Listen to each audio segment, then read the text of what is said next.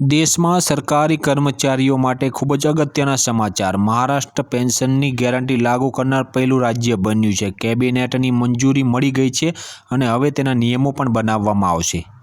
કેન્દ્ર સરકારથી unified pension scheme એટલે કે યુપીએસ આવતા જ મહારાષ્ટ્રની મહાયુતિ સરકારે તેને લાગુ કરવાની જાહેરાત કરી છે। તેની સાથે જ મહારાષ્ટ્ર પહેલું રાજ્ય બની ગયું છે જે કર્મચારીઓ માટે તેને લાગુ કરશે। રવિવારે મહારાષ્ટ્રના સીએમ એકનાથ શિંદેના નેતૃત્વમાં મળેલી કેબિનેટ બેઠકમાં તેની પર મહોર લાગી। આ ઉપરાંત કેબિનેટમાં 18 અન્ય નિર્ણય લેવાયા। મહારાષ્ટ્રમાં વિધાનસભા ચૂંટણી પહેલાં આ નિર્ણયને સત્તાધારી ગઠબંધન માટે ફાયદારૂપ માનવામાં આવી રહ્યો છે।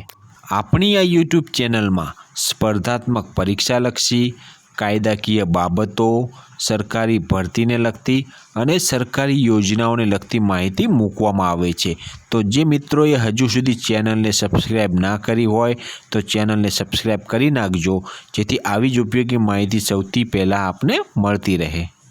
આ બાબતે ભાજપ સરકાર અને વિપક્ષમાં કોંગ્રેસ સરકાર આમને સામને। કોંગ્રેસે ભાજપને કહ્યું કે આ યુટર્ન સરકાર છે, જ્યારે તેના જવાબ રૂપે ભાજપે કહ્યું કે આ યુપીએસમાં તમે શું કર્યું। કોંગ્રેસના અધ્યક્ષે યુપીએસને લઈ ભાજપ પર નિશાન સાધ્યું છે। તેમણે કહ્યું યુપીએસમાં યુ એટલે સરકારનો યુ-ટર્ન છે।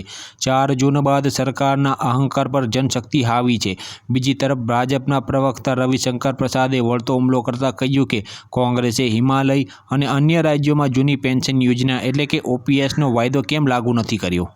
નોંધનીય છે કે યુપીએસમાં મહત્તમ 25 વર્ષ સેવા પૂરી કરીને નિવૃત્ત થતાં અંતિમ 12 મહિનાના સરેરાશ મૂળ પગારનું 50% પેન્શન મળશે। તે જાન્યુઆરી બીજા 4 બાદ એનપીએસમાં રજિસ્ટર્ડ તમામ કર્મચારીઓ માટે લાગુ થશે।